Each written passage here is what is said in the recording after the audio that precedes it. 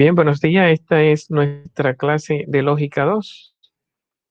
Eh, Hemos estado introduciéndonos un poco en lo que es la lógica, viendo un poco a sus autoridades, viendo un poco el significado, viendo también que la lógica se realiza dentro de nosotros, dentro de nuestra cabeza. El pensar de forma correcta, siguiendo las reglas, las leyes del correcto pensar. Entonces, el pensamiento tiene sus leyes. Si pensamos de forma sentimental, cuando estamos llenos de odio, o estamos enamorados, o estamos eufóricos, como el que está drogado o alienado, pues lógicamente que uno puede pensar mucho, lo cual no significa que uno piense bien. Se imponen en el pensamiento las emociones y los sentimientos que controlan el pensamiento. Ese mundo de pensamiento se puede convertir en arte, se puede convertir en literatura, se puede convertir en películas, se puede convertir en teatro, en cine, en literatura, pero no en lógica, porque la lógica no es el pensar mucho, sino el pensar correcto y de alguna forma empatado con la realidad, empatado con la verdad. La lógica es dislucida, esclarece lo que se llama aquello de lo que se está hablando. Por eso, la lógica es compañera de la ciencia. Sin lógica no hay ciencia. La lógica es compañera de los tribunales. Los abogados estudian lógica jurídica. ¿Por qué? Porque dice, te dicen cuando tú llegas, jura decir la verdad, solo la verdad y nada más que la verdad. Sea atarse a lo que pasó, a los hechos, y que lo que tú digas esté atado a los hechos. ¿Quién garantiza esa unidad entre el pensamiento y la realidad? La lógica es la prueba. ¿Dónde está la prueba? La palabra se hace confiable gracias a la lógica. Si no pasa por la lógica, será una palabra sentimental. Que, el profesor Martín es un animal. ¿Quién dijo eso? Bueno, mi esposa que está enojada. Entonces, animal. Ok, ¿qué significa que es animal? Porque un animal significa, si uno se pone a buscarlo en el diccionario, en la ciencia, estamos hablando de seres irracionales. Y si yo fuera un animal, a mí no hubiera que tratarme mal, porque me porte mal, porque al final los perros se portan peor que yo. El perro que hay en mi casa se porta peor que yo y hace cosas que yo no hago. Y mi esposa no se enoja tanto. Entonces, ¿qué significa ese animal? Ese animal está en el sentimiento. Sí, es un animal. Ese perro es más gente que tú. O sea que al final puede ser que incluso hasta se lo crea, pero si tú te pones a buscarlo desde la ciencia, ni el perro es gente, ni Martín es un animal. Tal vez sí, literariamente hablando, metafóricamente hablando. Tal vez sí, eh, utilizando las palabras en el sentido artístico. Entonces tú comparas a Martín con un animal y compara al animal con una gente. Ese perro se comporta como una gente, pero es una comparación, eso es un símil, un recurso literario. Pero si te vas a la ciencia y te pone a buscar la verdad del perro, nunca va a llegar a ser gente. Y te pone a buscar la verdad de Martín, nunca va a llegar a ser animal. Eh, a nivel de identidad, a nivel de ser, a nivel de verdad, a nivel de un discurso, llamémosle así como le gusta decir a Aristóteles, desapasionado, donde no entran los sentimientos, sino el método. No los sentimientos, sino el método. El sentimiento crea realidades. El método descubre la realidad. A mí siempre me encanta repetir aquel ejemplo del que odia y el que se enamora, ¿verdad? El que odia y el que se enamora. Cuando tú odias a una persona, eh, Yo recuerdo siempre aquel hecho de cuando el profesor Mateo Andrés, que era mi maestro en el seminario, pregunta, eh, ¿ustedes odian a alguna persona? Yo estudiaba para sacerdote, ¿cómo yo iba a odiar a alguna persona? Yo nunca, jamás. Nosotros los seminaristas somos sacerdotes chiquitos, ¿verdad? Nunca odiamos a nadie. Entonces, eh, eh, dentro de mí, ¿no? Pero decía Mateo Andrés, alguien que le caiga mal, que ustedes no resistan, que no aguanten. Y de una vez vino a mi cabeza un tío mío, que yo no aguantaba ni resistía. O sea que yo tenía un odio grande, aunque yo decía que yo no odiaba a nadie.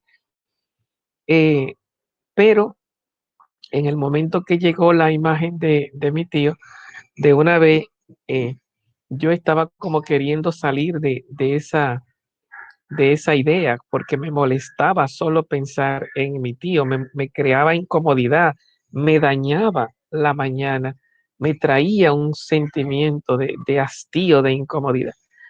Y parecería que el padre Mateo Andrés me estaba mirando por dentro. Él estaba hablando con el grupo, pero parecería que, como estaba hablando, parecería como si estuviera hablando conmigo, porque él dice, si le molesta, querido, ese es el ejemplo perfecto.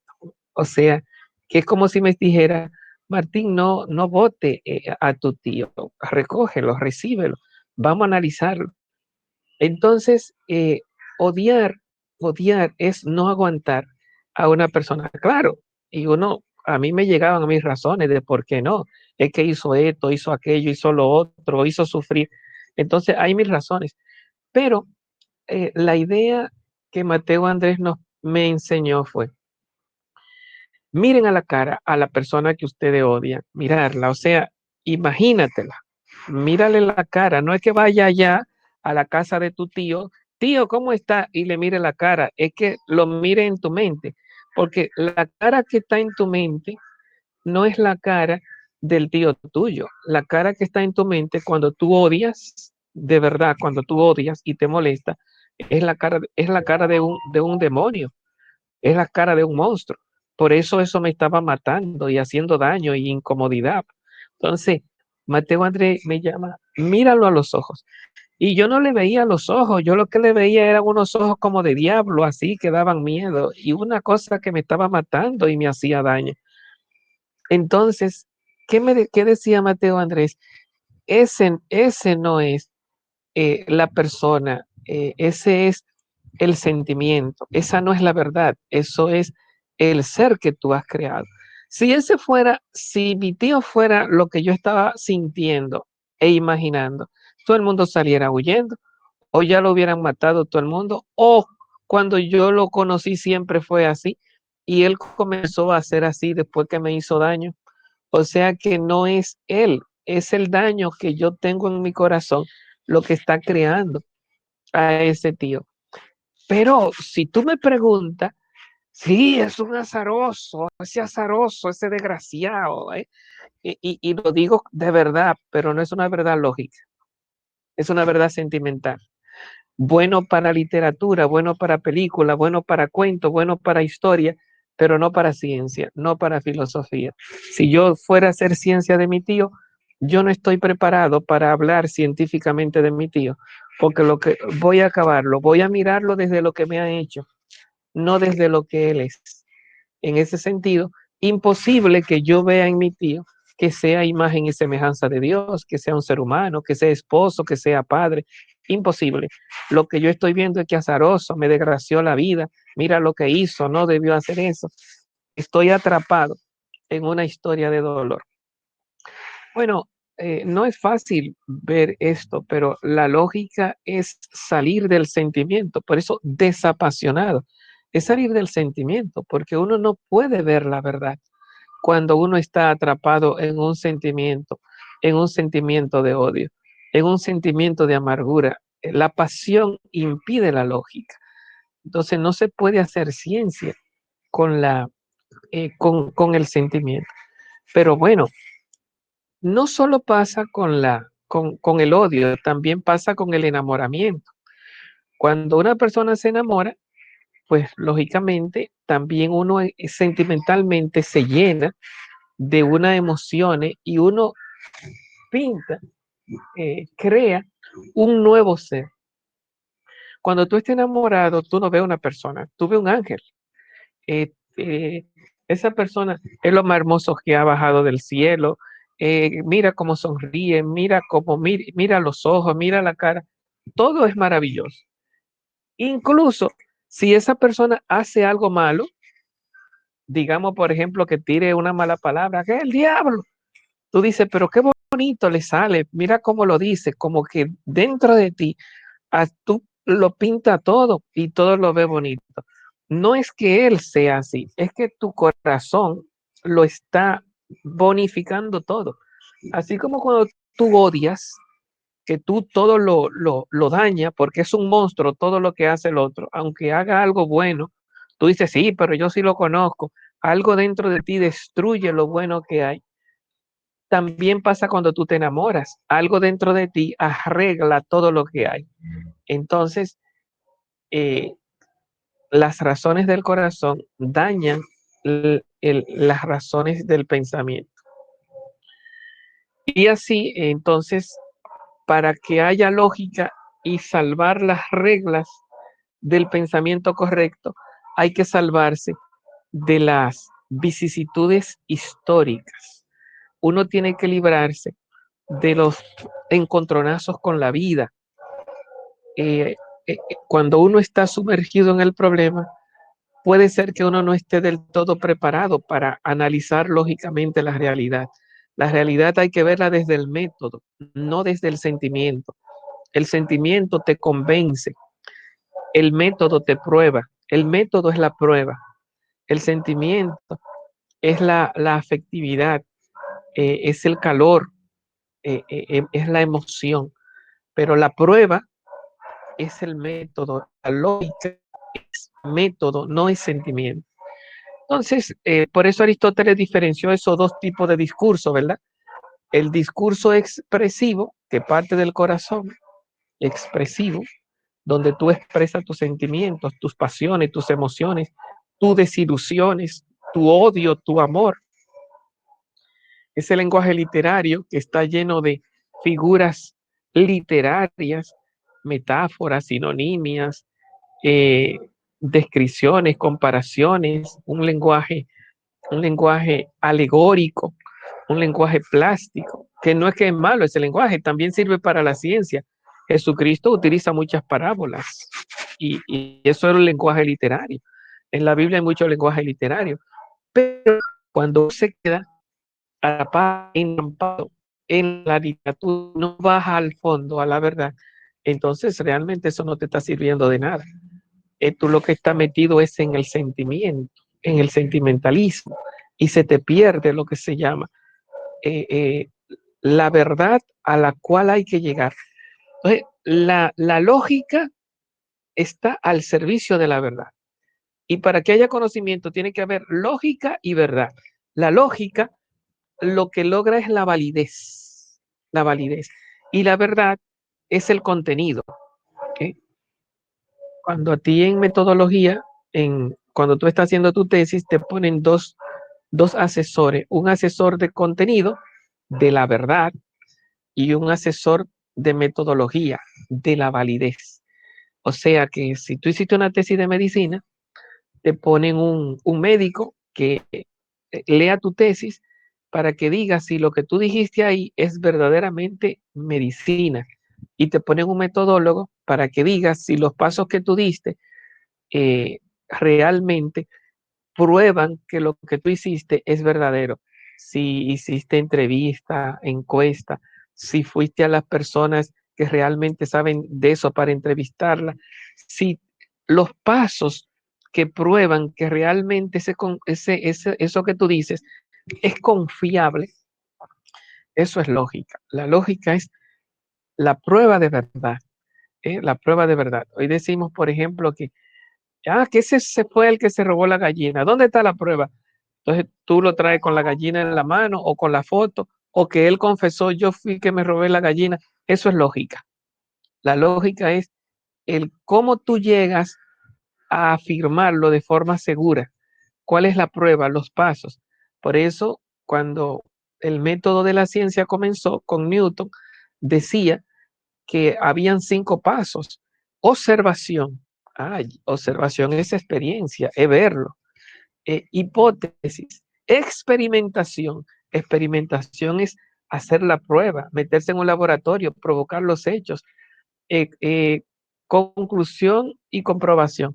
Pero si tú te das cuenta, se le llama método empírico porque hay que vivir la experiencia o tienes que traerme al que lo vivió, porque si no hay vivencia, no hay prueba.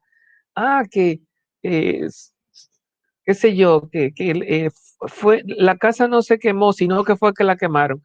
Entonces, ¿por qué tú dices eso? ¿Dónde está la prueba? No porque tú lo digas, si lo decimos sofísticamente, sería algo así, ahora estoy inventando, ¿no?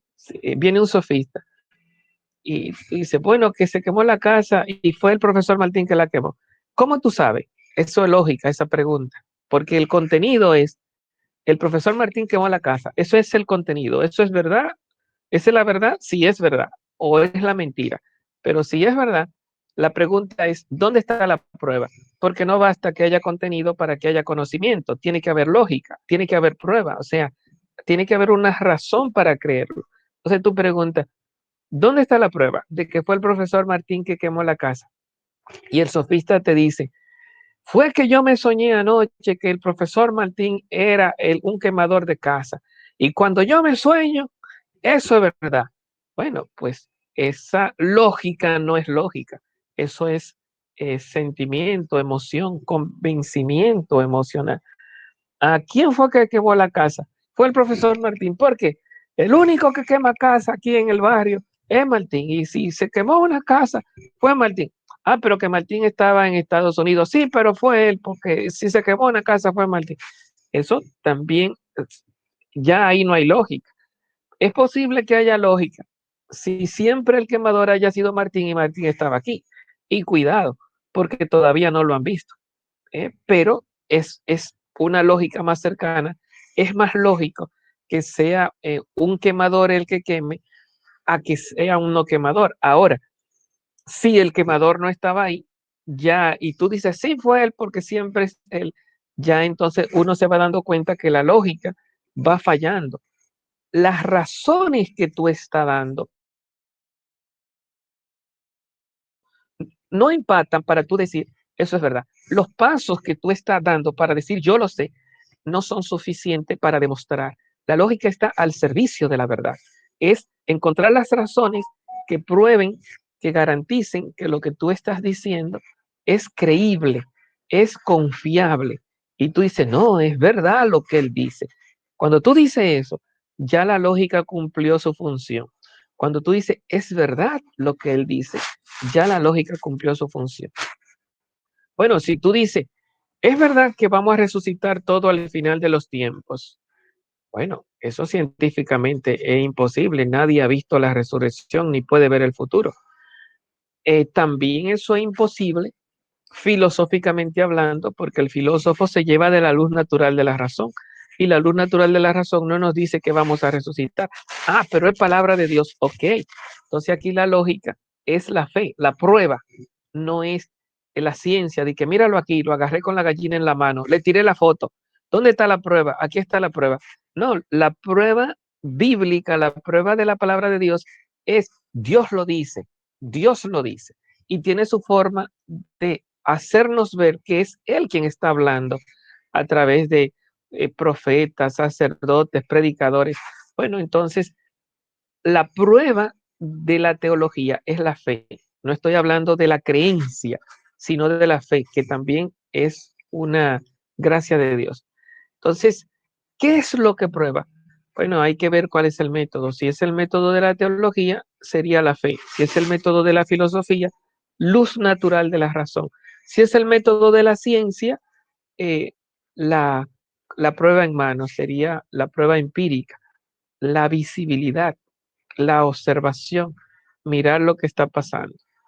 Bueno, entonces, lo que he estado diciendo es, en este discurso de hoy, que cuando se habla de lógica se está hablando de prueba y que la lógica está al servicio del conocimiento. Comencé diciendo que en el discurso literario, en el discurso sentimental, cuando uno odia, cuando uno ama, allí la lógica no entra, porque lo que entra es el sentimiento. Allí la prueba es el convencimiento, porque sí, porque yo lo creo, porque yo lo siento.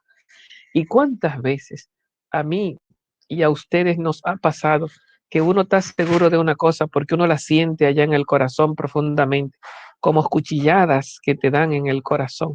Sí, alguna gente le llama corazonada, como que a ti se te mete un sentimiento. Eso fue fulano. O sea, tú no lo viste. Sí, por eso fue fulano. Entonces se te mete ese sentimiento por otra vivencia, o porque a ti te cae mal el otro, o por una sospecha. Ahí ya sabemos que falta la lógica, porque la razón, si tú vas a la razón y buscas la prueba, te darás cuenta que no convence. Pero cuando uno está metido en el corazón, como dice Blas Pascal, el corazón tiene razones que la razón no entiende. A veces las razones del corazón son más fuertes en nosotros que las razones de la lógica, que las razones de la razón. A veces el sentimiento es más fuerte. Y a veces estamos borrachos de nuestro propio sentimiento, con un odio tremendo, con un amor tremendo, con una creencia tremenda. Y terminamos cometiendo muchos errores, porque cuando uno no sintoniza con la realidad, uno está tratando la realidad de forma errada. Estoy tratando a mi tío como un monstruo, cuando puede ser un santo. Y estoy tratando a la muchacha de la que me enamoré como un ángel, cuando puede ser lo que me esté sacando, enamorando para sacarme dinero, y yo viendo un ángel y pintándolo todo. Bueno, en ese sentido, tú estás borracho, atrapado en tu propia mentalidad, y la lógica falta. La lógica de alguna forma depura, te saca de los desórdenes. La lógica te saca de los sentimientos desordenantes. La lógica te lleva a ambiente de tranquilidad, de reflexión, de profundidad. Una persona que tenga actitud lógica se acostumbra a retirarse, se acostumbra a pensar, se acostumbra a reflexionar.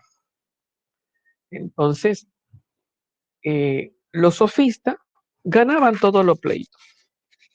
Entonces, contra un médico, un sofista venía a hablar médicamente, a hablar de enfermedad y de salud. ¿Y quién ganaba en el pleito? El médico es el profesional de la salud y de la enfermedad, pero el sofista le ganaba el pleito al médico en medicina. Ahora, no vaya a curarte con un sofista porque no te va a solucionar el problema, pero le ganaba al médico discutiendo. Y cuando entraban en tema de construcción y el sofista se ponía a pelear con un ingeniero, ¿quién ganaba? El sofista le ganaba al ingeniero en temas de ingeniería. Y cuando hablábamos de temas de siembra, de agronomía, de cuál es la tierra que conviene, cuáles son los abonos, ¿quién ganaba el pleito? El sofista le ganaba al agrónomo. Entonces, Platón miraba que el sofista sabía de todo y le ganaba a todo el mundo. Pero es que no puede ser que una gente lo sepa todo y sepa de todo. Pero es interesante porque hay gente que cuando discuto le gana a todo el mundo. ¿eh? Hay gente que no sabe de iglesia y le gana a los predicadores, a los sacerdotes, y lo callan, realmente le callan la boca. Entonces, hay gente que nunca está en la iglesia y discuten con una gente de iglesia y saben más de iglesia. Hay gente que nunca ha conocido a un pastor, que lo vio una sola vez en la vida, y tú que estás viviendo con el pastor toda la vida, viene y habla con esa gente, y esa gente sabe más del pastor que tú, y tú que has estado viviendo, te calla la boca, no sabe nada del pastor. Entonces, hay gente así que la sabe toda. El sentimiento, la fuerza, la euforia, eh, la falta de lógica gana la batalla. Y peor todavía, hay gente que se traga su propio veneno, porque hay gente que discute creyéndose toda esa vaina que están diciendo. Porque si lo dicen no creyéndolo, ya fuera un éxito. Pero hay gente que discute y gana y creen esos disparates que están diciendo. Bueno, entonces hay un discurso peligroso, hay un discurso peligroso. Hay que aprender a silenciar el ruido, hay que aprender a callarse la boca, hay que aprender a silenciarse por dentro. ¿eh? Hay que aprender a pensar, a buscar las reglas del correcto pensar. porque a fuerza de chismes, de mentiras, de habladuría, de palabrería, tú ganarás el pleito como los sofistas, discutiendo mucho, eh, levantando la voz y hablando mil cosas, pero al final no construye, al final aleja a la gente, al final lo que te hincha aplastando y consume tu propio veneno. Te crees sabio cuando realmente tú mismo estás engañado con tu propia palabrería. Has aprendido el arte de la retórica. ¿Qué es la retórica? La palabra vacía, la retórica sofística, la palabra vacía, donde la fuerza está en levantar la voz, la fuerza está en silenciar al otro, eso se llama convencer al otro de forma disuasiva, quitarle la razón al otro, persuasiva, imponerle mi razón al otro. Bueno, ese fue el ambiente griego en el que nació Sócrates, en un ambiente en el que todo el mundo estaba peleando, en el que había maestros que iban de una ciudad a otra, la polis. Es como si vinieran gente de Santiago a la capital, de la capital a La Vega, de La Vega a Samaná, y hay, y digamos, hubieran unos profesores andantes que estén enseñando a los jóvenes a discutir y hablar y que le ganen a todo el mundo. Eso era Grecia, una discutidera donde todo el mundo sabía y el que sabía era el mejor. El que sabía se iba hinchado, aplastaba al otro. Bueno, entonces Sócrates nace ahí en Grecia, en Atenas, y aparece contra ese espíritu de que todo el mundo sabe, todo el mundo discute, todo el mundo gana. Entonces Sócrates comienza con otra filosofía. Podríamos decir que la lógica nació con Sócrates, con aprender a callarse la boca y a no saber nada. Recuerden que Sócrates dice, yo solo sé que no sé nada. Viene con ese silencio, el que ustedes son los que saben, yo soy el que no sé. Y Sócrates, en vez de decir, cállense que yo tengo algo que decir, Sócrates no tenía nada que decir. Dice que Sócrates no escribió nada. Sócrates no escribió nada, pero discutía siempre. ¿Y qué discutía Sócrates? Sócrates no discutía con lo que él sabía, porque Sócrates no sabía nada. Sócrates discutía con lo que tú sabías. O sea, eres tú el sabio. Y entonces Sócrates comenzaba a hacer preguntas. ¿eh? El método de Sócrates es preguntarle al otro, porque el otro es el que sabe. El que sabe no pregunta, el que sabe enseña, el que sabe grita, levanta la voz para que me escuchen, cállate porque tengo algo que decir. Pero Sócrates no, Sócrates viene vacío de sí mismo y viene con preguntas para el sabio. Ustedes son los sabios, yo el que no sabe. Sócrates, ¿y qué tú dices? No, yo no sé, tú eres el que sabe.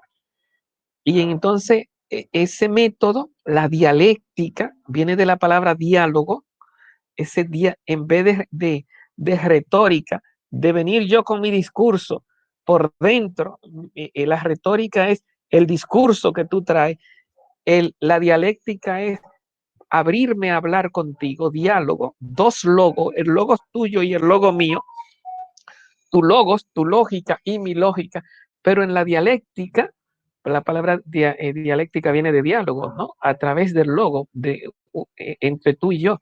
Pero en la dialéctica, Sócrates no ponía a poner su logo con el tuyo. Vamos a ver quién gana.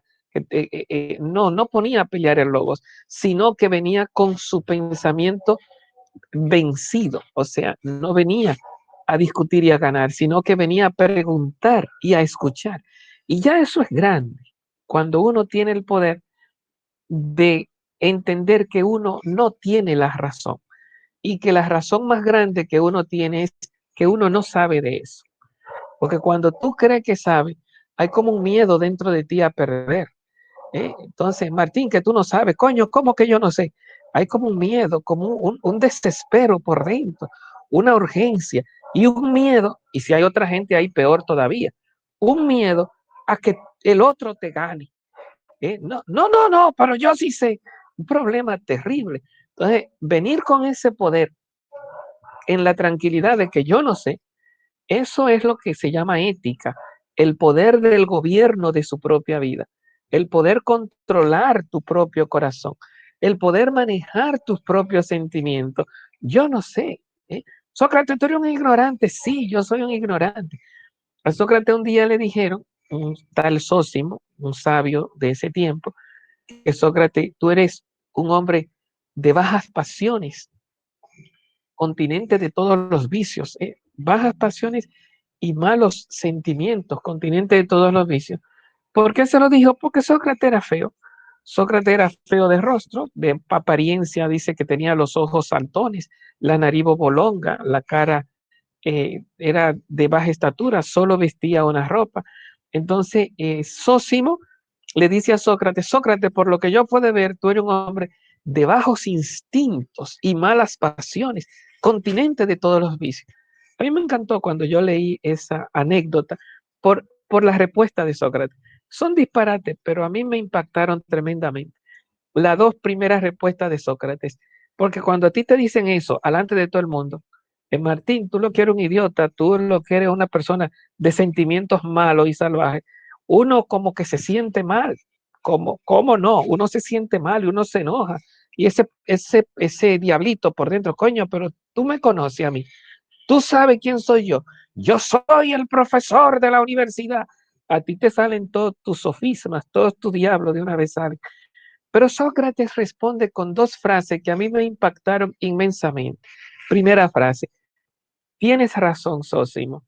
Segunda frase, me conoces bien. Dice, guau, tremendo, ¿no? Tienes razón. ¿Qué significa ese tienes razón?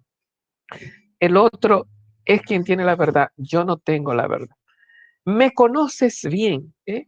Ese, de alguna forma, tú sabes quién soy yo no sé quién soy yo, tú sabes quién soy yo. Eh, ¿Qué estamos viendo con eso? Que el que sabe es el otro. Sócrates no sabe ni siquiera de él mismo. Es el otro el que sabe de Sócrates. Como Sócrates decía que eso, él no sabía nada, entonces Sócrates tenía lo que se llama el método de la ironía. ¿Qué es ironía? Darle la razón al otro.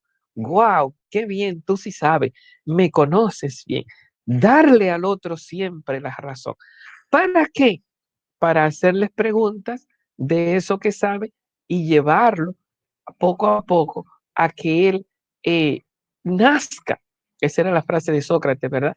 Naciera, salir del útero, salir de la ignorancia, entrar en una nueva sabiduría. Pero ahí el método de la dialéctica tenía dos partes, la ironía, darle la razón al adversario, y la mayéutica, que nazca el ser el hombre con el que yo estoy discutiendo, la mujer con la que yo estoy discutiendo.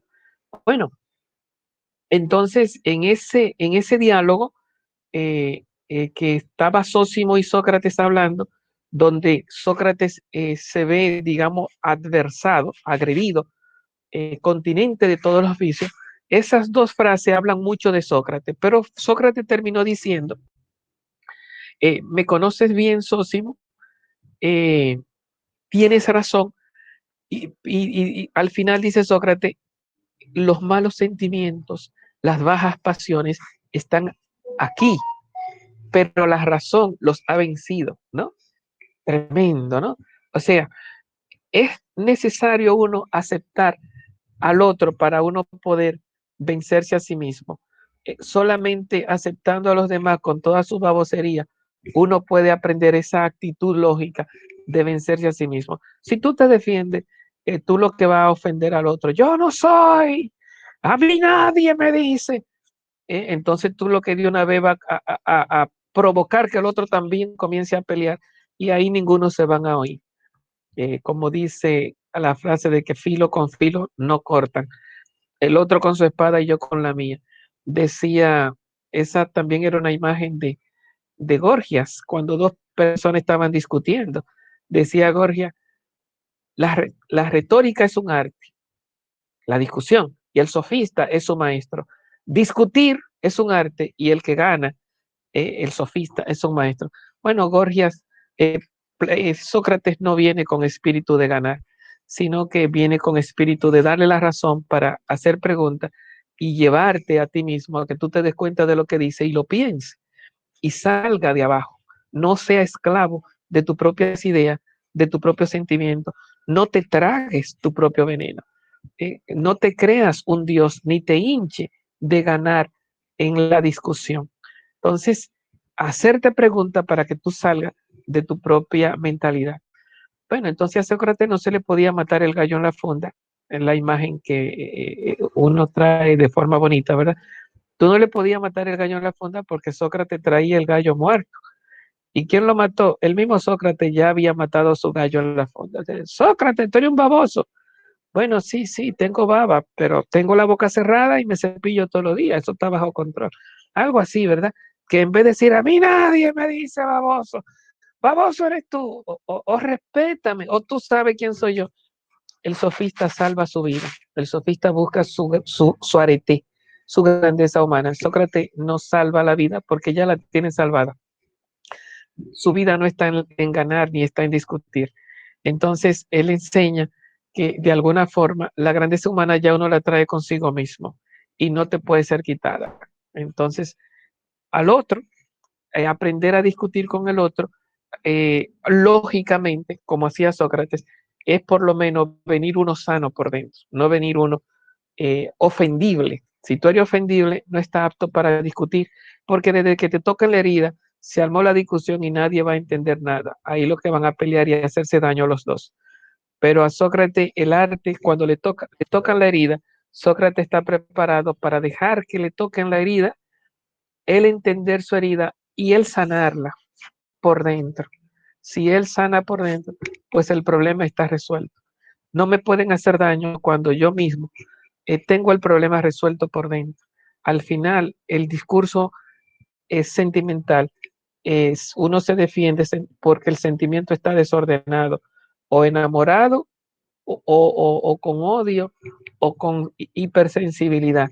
Entonces, la lógica tiene que salir de ese discurso sentimental para entrar en un discurso, recuerden la palabra de Aristóteles, desapasionado, fuera de toda pasión, donde lo que se impone no es el sentimiento, sino la lógica, la sana reflexión. Bueno, ¿hasta dónde nos llevó Sócrates en el arte de la lógica? Nos llevó al arte del silenciamiento interior, o sea, eso se llama actitud lógica. No nos enseñó las reglas de la lógica, pero nos enseñó una forma de vivir la lógica. Hay que aprender uno a manejar sus sentimientos y a no dejarse uno controlar para uno vivir lógicamente hablando. Hay que aprender a que uno no sabe y a silenciar uno su propia bulla interior, a poner uno en cuestión, en crítica. La palabra crítica es de Kant, la palabra crisis, acrisolar. La filosofía de Kant se llama criticismo. Kant revisó la lógica de Aristóteles y se la aplicó a la ciencia, pero en Sócrates la lógica se puede entender como actitud de vida, ¿no? Como forma de aprender a silenciar y poner en cuestión todos los disparates que a mí me llegan cuando estoy ofendido, cuando estoy enamorado, cuando estoy eufórico, cuando sentimentalmente estoy defendiéndome o tengo urgencia de decir algo, algo está fallando. No hay control lógico, hay un descontrol. Yo creo que sé y hay que oírme. No soy capaz de oírme yo a mí mismo y me va otro a oír. O sea, aprender uno a escucharse y uno a analizar su propio sentimiento y descartarlo. Cuando tú eres tú contigo mismo, el 90% del problema está resuelto. Ya lo otro es disparatoso. No necesita, que yo necesito quien me escuche, yo necesito quien me entienda. Cuando tú te escuchas y te entiendes y sabes poner en claridad, sentarte, alejarte, pensar, escribir lo que estás pensando, cuando tú o lo que sabes a fuerza de pensarte ya lo analiza de forma adecuada, tú no necesitas quien te entienda. Cuando tú necesitas que otro te entienda, tú no estás necesitando ser entendido. Tú estás necesitando que el otro se convenza de lo que tú estás pensando. Tú lo que quieres es vencer al otro. Y eso ya es falta de tenerte a ti mismo. Porque cuando tú no te tienes a ti mismo, busca que el otro te ame, cuando otro te ame. Eso es un problema psicológico. Eso es una afectividad enferma. Cuando tú necesitas, que yo necesito que el otro hable bien de mí, que el otro me entienda, que el otro me comprenda, al final tu centro de vida está fuera de ti. ¿Por qué? Porque tú por dentro está enfermo. No eres tú contigo, no tiene una autoimagen positiva. Tú no vienes con esa seguridad tranquila de poder darte y poder dar, poder amar. Tú estás necesitando que la vida te venga de afuera, que sea el otro que te entienda, que sea el otro que te ame, que sea el otro que te dé palabritas de que yo te entiendo. Y entonces tú, como un sofista, donde tu vida no está dentro de ti, sino fuera de ti. Pero si una persona que viene ya instruido, con capacidad de pensar, de reflexionar, con la estabilidad interior, o como dicen los psicólogos hoy día, con autoimagen positiva, cuando tu centro está firme, pues lo otro puede decir cosas bonitas y también, pero si dice cosas feas, también están bien. No es de que, Sócrates, tú eres un baboso. Bien, tranquilo, baboso. Sócrates, tú eres el mejor profesor del mundo. Bien, tranquilo, el mejor profesor. Pero por dentro de ti está tu estabilidad. No es que el otro te dice, yo soy buen profesor, y allá va tú con todas las salas, aquí va el buen profesor. O el otro te dice baboso, y allá va tú hundido, ay, soy un baboso, ese azaroso me dijo baboso. O sea, no, o sea, si el centro de tu vida está dentro de ti, la lógica se ha activado dentro de tu corazón. Pero si el centro de tu vida está fuera de ti, eres como una veleta, donde va el viento, allá va la veleta. ¿Y para dónde va Vicente? Es para dónde va la gente. Entonces, es falta de lógica. La lógica es, los médicos están firmes y tranquilos cuando se trata de medicina, no están ahí con ese disparatear. Los abogados están firmes y tranquilos cuando se trata de leyes. Los ingenieros están firmes y tranquilos cuando se trata de construcción. Cuando se trata de lógica, estamos firmes y cuando hemos vencido en esa área, si no, necesitamos que ganar y que los otros nos llenen los vacíos que no hemos sido capaces de llenar con un pensamiento correcto. Bueno, no he entrado a los principios, pero por lo menos vamos saboreando ese sofista versus Sócrates. Tal vez la próxima clase, digo tal vez, porque yo comienzo a hablar y termino en otra reflexión, pero tal vez la próxima clase podamos avanzar un poquito hacia eh, de Sócrates, entrar en el principio de identidad de Platón y entrar en el principio de realidad de Aristóteles, de cómo fue avanzando la lógica. No sé, yo creo que si tienen alguna pregunta, creo que la clase de hoy ha sido ya alguna forma culminada. ¿Una inquietud, alguna pregunta? Pues pueden hacerlo en este momento.